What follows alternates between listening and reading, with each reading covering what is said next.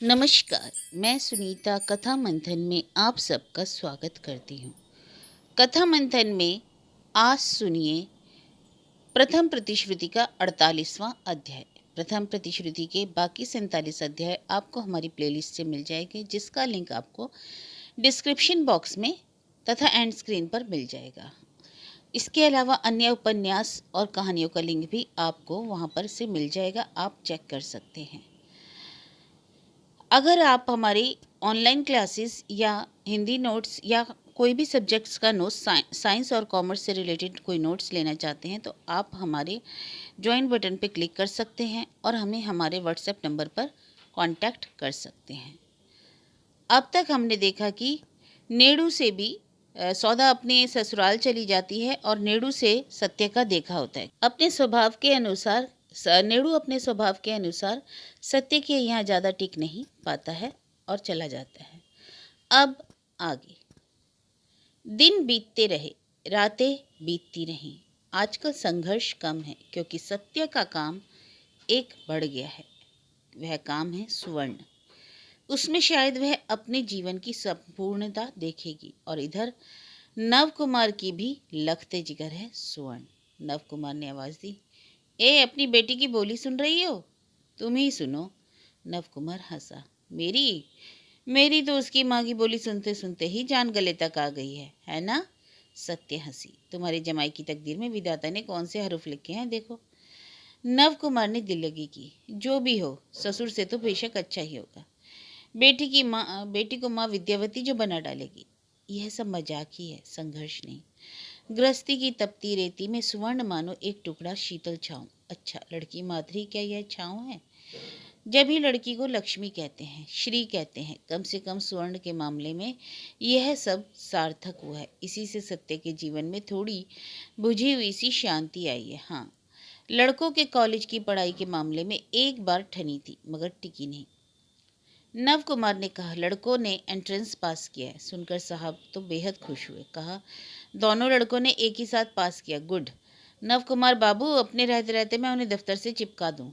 बीच में सत्य ने कहा, पागल। पागल माने? नव कुमार अवाक।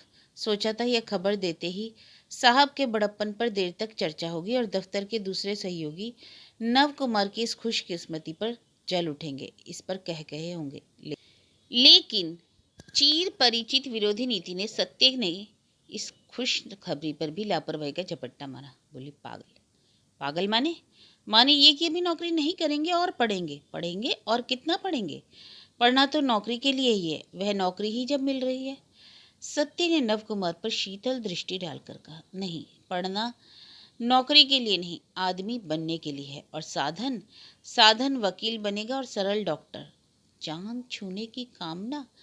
नव कुमार ने तीखे स्वर में कहा, कहाँ दोनों लड़के 2 मुट्ठी रुपया घर लाएंगे, सो नहीं। गांठ की रकम खर्च करके दोनों को विद्या दिग्गज बनाना होगा। चौपट बुद्धि और किसे कहते हैं? उनकी पढ़ाई में अब तुम्हें एक भी पैसा नहीं खर्च करना होगा। मुझे नहीं करना पड़ेगा? क्या मतलब? आखिर पैसा आएगा कहाँ से? सत्यवती ने कहा, ये लड़के पढ़ाकर कॉलेज की फीस जुटाएंगे। यह कहकर सत्यवती बात खत्म करने को चली जा रही थी। नवकुमार व्यंग से बोल उठा, गला दबाने से दूध निकलेगा, इन्हें मास्टरी कौन देने लगा? सत्य हंस उठी, हाय राम, दफ्तर में नौकरी दिला रहे थे? वह तो इनकी शक्ल देखकर नहीं, मेरी खातिर। तो यह समझ लो, वह खातिर भी मेरी ही कहो, होना कोई अचरज नहीं। नव कुमार ने गुस्से से कहा, डूबकर तुम क्या पानी पीती फिरती हो? तुम ही जानो, 7 मर्दों के कान काट सकती हो। वह बिगड़ा तो था पर जानता है कि हार निश्चित है। अंतिम कोशिश, अफसोस। साहब का कौन सा मुंह दिखाऊंगा, यही सोचता है। सोचना कुछ नहीं, कहना। उनकी माँ की इच्छा उन्हें और भी पढ़ाने की है। यह कहने का मतलब होगा मैं बीवी की बात पर चलता हूँ, यही सोचे तो भी जो बेजा बात नहीं। सत्य हंस उठी। उनके समाज में बीवी ही सर्वे सर्वा होती है, वे लोग बीवी की ही बात पर उठते बैठते हैं। हाँ, उनके मुल्क में जाकर तुम देख आई हो ना। सत्य जरा हंसी। सब कुछ क्या आंखों देखकर सीखते हैं? आंखों देखे बिना भी तो कुछ सीखा जाता है। आखिर लड़के कॉलेज में दाखिल हुए। स्वर्ण माँ की गोद में औवा सीखने लगी। सौदा बीच बीच में घूमने आती, देखकर गाल पर हाथ रखती। रत्ती भर की बच्ची को तुम अक्षर सिखाती हो बहू? 5 साल से पहले विद्या नहीं छूते। सत्य मुस्कुरा कर बोली, सो लड़कों को नहीं छूना चाहिए, लड़कियों के लिए भी नियम है। इसका तो तुम अक्षरारंभ नहीं कराने दोगी। सो अपने बुढ़ापे की लाडली के बल्कि वही करती। तुम्हारा तो सब कुछ बदन के जोर पर होता है। सौदा भी हंसी। वह सदा हंसती है, अभी भी उसकी हंसी में कमी नहीं, हाँ ढंग बदला है। सौदा के शरीर पर मोटापा चढ़ा है, चेहरे पर परितृप्ति की मंथरता। वह कहती है, मेरा बड़ा लड़का, मेरा बजला लड़का, मेरी मजली लड़की शायद ससुराल से आएगी। तो सचमुच ही सौदा की सौत चल बसी। उसी परलोक गामिनी के राजपाट पर यह राजगिरी? नहीं, नहीं, सो नहीं। सौदा की सौत जिंदा है, बल्कि अच्छी ही है। बीमारी कुछ ठीक हुई है, चेहरे की रौनक बदली है। रात दिन कहती है, दीदी तुम आई तो मैं तर गई। कहती है, उस कसाई के हाथों तमाम जिंदगी जल जल कर मरती रही। जतन किसे कहते हैं, तुम्हारे आने से पहले कभी नहीं जाना। गरीब घर की माँ बापहीन लड़की, लोगों ने पार लगाया था कि दूर कर दिया गया। तुम शायद उस जन्म की माँ थी मेरी। सौदा हंसकर कहती, जा जा मर जा, किसे क्या कहना चाहिए या नहीं, सौत की माँ। लेकिन सौदा सच ही सौत की लड़की से ज़्यादा जतन करती, जिसने इतनी बड़ी एक दुनिया सौदा को भोग करने के लिए दी है, उसका एहसान नहीं मानेगी। मुकुंद कहते हैं, क्यों जी, देख रहा हूँ तुम तो असाध्य साधन कर सकती हो। लाश को मजे में जिला दिया।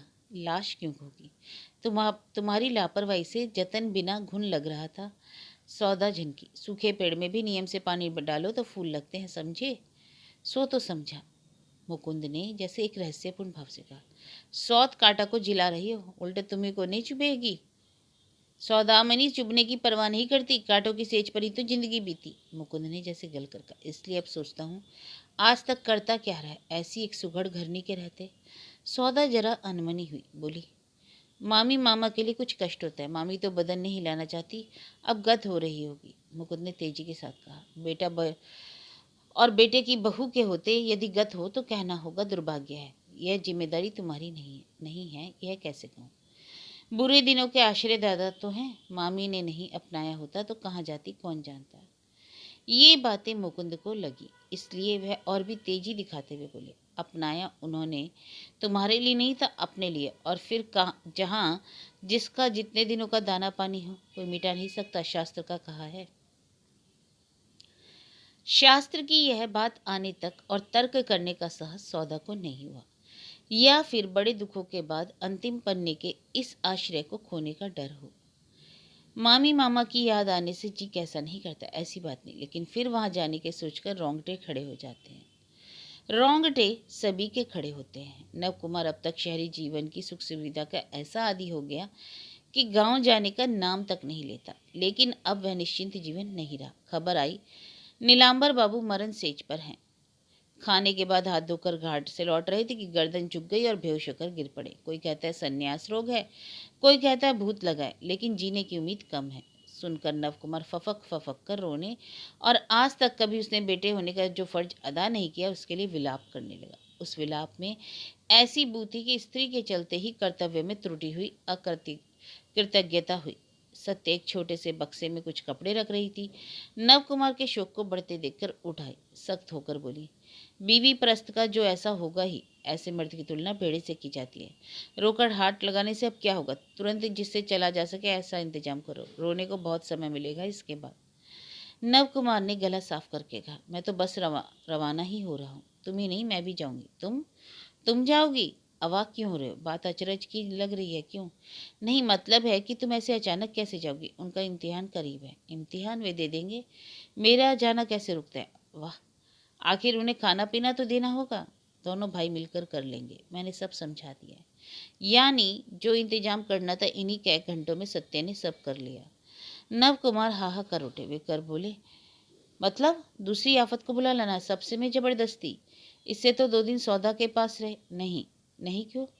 इतना बताने का भी मुझे समय नहीं है। ठीक है, कुटुंब के यहाँ अगर ऐतराज है तो निताई की स्त्री दाल तरकारी दे जाए, ये लोग थोड़ा चावल उबाल लेंगे। अरे बाबा छोड़ो भी ना, छोटी सी बात को इतना तूल मत दो।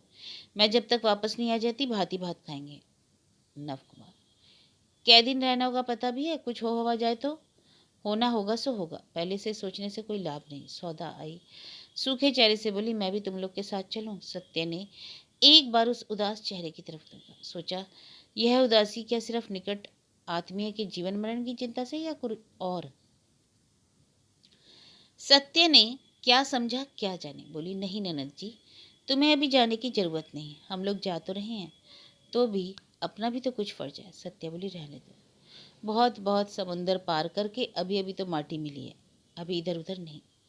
सौदामणि को ताज्जुब हुआ, इस तरह की बात कभी सत्य के मुंह से दुर्लभ है। सौदा का सौद के यहाँ जाना सत्य को पसंद नहीं था। क्या वह नहीं समझती? फिर क्या सत्य खुद भी सोचती है, सोचकर ठीक नहीं कर पाती कि सौदा के प्रति उसका घृणा और धिक्कार का वह भाव कैसे चला गया, कब गया। अभी तो वह देखती है कि उस जगह पर करुणा है, ममता है। सदा की ठुकराई हुई सौदा के चेहरे पर परितृप्ति की छाप ने ही क्या उसके मन को गला दिया है, या उसकी आज की मातृ मूर्ति को देखकर सत्य ने यह महसूस किया कि कितनी वंचित थी बेचारी। मन की बात मन ही जाने, लेकिन आजकल सत्य सौदा पर ममता करती है, अभी भी की। सत्य ने उसको के बरईपुर जाने के प्रस्ताव का समर्थन नहीं किया। इस कृतज्ञता से सौदा की आंखों में पानी आ गया। उसने आंखें पोंछकर कहा, मामी सोचेंगी कितनी स्वार्थी है सौदा। सत्या बोली, जान देकर भी कोई किसी को सोचना और बोलना बंद नहीं कर सकता ननद जी, इसके लिए जी छोटा ना करो। लड़के दोनों रहें तो जरा ख्याल रखना। सौदा ने शिकायत के सुर में कहा, ख्याल रखने की गुंजाइश ही कहाँ रख जाती हो बहू, सुना खुद से पकाने को कहे जा रही हो, क्यों फुआ के पास 2 दिन खाते तो जात जाती क्या। सत्य जरा देर चुप रही। जात जाने की बात नहीं भाई, मैं इन्हें सिर्फ यह सिखाना चाहती हूँ कि अपना भार आप ही ढोना चाहिए। ये लड़के जिससे अपने बाप की तरह सारहीन ना हो। टोले के कुछ पुरनिये लोग बाहर भीतर कर रहे थे, अंदर औरतें सौ मुँह से एलोकेशी के पुत्र भाग्य की निंदा कर रही थी। एलोकेशी को भी इसमें शुभा नहीं रहा कि उनके गोबर गणेश बेटे को बहू आने नहीं देगी। बेटे के होते हुए भी बेटे के हाथ की आग नहीं मिलेगी। यही रोना रो रही थी उसकी देह में प्राण के रहते हुए भी। इतने में दौड़कर किसी ने खबर दी, आ गए आ गए। कौन कौन आया है? मेरा नींबू। नींबू और बहू दोनों। बहू आई है। एलोकेशी निराश हुई, भगवान जाने, लेकिन वह रोगी को छोड़कर घर के बाहर जा खड़ी हुई। बैलगाड़ी से उतरकर जैसे ही उन दोनों ने आंगन में कदम रखा कि चीख कर रो पड़ी, हाय रे अभागा नोम्बा, अब आखिरी वक्त तू बाप का मरा मुंह देखने आया? आया तो आया, अकेला क्यों नहीं आया? इस मायावनी राक्षसी को क्यों ले आया? क्या देखने आई है ये? मजा? सदा की रौब वाली सास का घमंड टूटना देखने आई है? चूड़ी सिंदूर छिनना देखने आई है? गले में आंचल डालकर सत्य प्रणाम कर रही थी। उठकर शांत गले से बोली, विपद के समय धीरज नहीं खोना चाहिए माँ, धीरज धरना चाहिए। लेकिन नीलांबर उस बार नहीं मरे। यम ने दांत बैठाया और फिर छोड़कर चला गया। दांत वहीं का वहीं रह गया, पर दाग रह गया। कमर से नीचे का हिस्सा लकवा मार जाने से बेकार हो गया। कविराज ने कहा, इस रोग का यही लक्षण है, तुरंत गया तो गया, नहीं तो लकवा। लेकिन टोले वालों ने गाल पर हाथ रखा, कहने लगे, एलोकेशी की चूड़ी और सिंदूर का जोर धन्य है, नहीं तो संन्यास रोग से कोई उबरता है। कोई कोई तो हताश भी हुआ। वे लोग यह कल्पना कर रहे थे कि विधवा होने पर पतोहू कैसा व्यवहार करेगी। कलकत्ता से मोटी तनख्वाह पाने वाला लड़का बाप की श्राद्ध में कैसी धूम करता है। बहरहाल देखने का सौभाग्य नहीं हुआ। बुढ़ा अब 2 पतले पतले पांव और बेबस कमर लिए कब तक जिएगा कौन जाने। कविराज ने तो कहा है, ऐसी हालत में काफी दिनों तक टिके रहते हैं, देखा है भैया। नव कुमार की छुट्टी खत्म हो चुकी है, गैर हाजिरी चलने लगी, लेकिन अब कैसे कब तक चलेगा। आड़ वोट में एक दिन उसने यह बात उठाई। आड़ में, क्योंकि अब रात को भेंट ही नहीं हो पाती। सत्य सुवर्ण को लेकर ससुर के बगल वाले कमरे में, दोनों कमरे के बीच के किवाड़ को खोलकर सोती है। लिहाजा दिन ही में सत्य घाट जा रही थी। अमरूद के पेड़ की झाड़ी से नव कुमार ने उसे पकड़ा। सत्य ने हाथ छुड़ा लिया। नव कुमार ने अप्रतिभ होकर कहा, तुम तो डुमर का फूल हो गई, जरूरी बातें भी तो कहो। कहो, कहता हूँ अब बोरिया बिस्तर समेटो, छुट्टी तो कब की खत्म हो चुकी। साहब को चूंकि अच्छी निगाह रहती है, इसी हिम्मत से इतने दिन गैर हाजिर रह गया, लेकिन हद भी तो देखनी है। सत्य ने सीहोड़ के एक बेड़े से घिरे कांटों की झाड़ियों से भरे प्रांगण पर एक नजर डाली। एक बार धूप से झलमलाते आसमान की ओर ताका। उसके बाद नव कुमार की ओर देखकर बोली, हद से बाहर करने की भी क्या पड़ी है? दुर्गा दुर्गा कहकर निकल पड़ो। निकल पड़ो कहने से निकलना नहीं होता, पोती पत्रा देखना होता है। घर में माँ के पास रहने के लिए एक दाई को ठीक कर देना होगा। तुम्हें बता दे रहा हूँ, माँ से भी तो यह कहना होगा। सत्य ने शांत गले से कहा, साहब के दफ्तर की नौकरी है, छुट्टी खत्म हो जाने पर एक दिन भी नहीं रुका जा सकता। यह बात एक नन्हा बच्चा भी समझता है, माँ नहीं समझेगी? क्यों, क्या जानती नहीं? माँ सदा की नासमझ है। तुमसे जितना बनता है दाई से उतना करते नहीं बनेगा, यह ठीक है। तो दाई से करने की क्या जरूरत, मेरा तो ऑफिस की छुट्टी नहीं खत्म हुई है, मैं तो कहीं चली जा नहीं रही हूँ। नव कुमार आसमान से गिर पड़ा। तुम नहीं जा रही हो? नहीं, इस स्थिति में कैसे जा सकती हूँ? समझा, जाना कर्तव्य ना होगा, मगर उधर लड़के बेचारे कब तक खुद पकाकर खाते रहेंगे? जब तक उनके दादाजी चंगे नहीं हो जाते। तब तो हो चुके चंगे, यह चंगा होने की बीमारी है, पड़े पड़े सिर्फ दिन गिनना। सत्य हंसी, आखिर दिन तो कोई अकेले बैठ कर नहीं गिनता, अपने सगे बेटा बेटी को दिन गिनने के संगी बनना पड़ता है। गर्ज की तुम यहाँ रहोगे?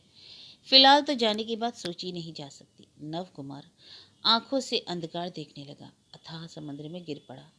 सत्य ऐसा गजब का संकल्प लिए बैठी है, यह तो सपने में भी नहीं सोच सका था, बल्कि उल्टा ही सोचा था कि सत्य कलकत्ता जाने पर की पांव पर खड़ी है, बस प्रस्ताव करने भर की देर है। लेकिन यह क्या? नव कुमार ने पहले तो उसके इस इरादे को गलत बताकर उड़ा देना चाहा, उसके बाद खुशामद शुरू की, बच्चों का ख्याली करने की कही, अपने दफ्तर जाने के समय के खाने पीने की बात कही, और आखिर हथियार के हिसाब से अगले महीने से स्वर्ण को स्कूल भेजने को कहा था। उसका क्या होगा? सत्य ने स्थिर गले से कहा, नहीं, नहीं होगा। हो गया शौक पूरा? शौक? शौक की कहते हो? कर्तव्य से शौक तो बड़ा नहीं। नव कुमार ने फिर खुशामद शुरू की, बार बार समझने लगा, किसी अच्छे आदमी को ठीक कर दें और मजे में चला लें।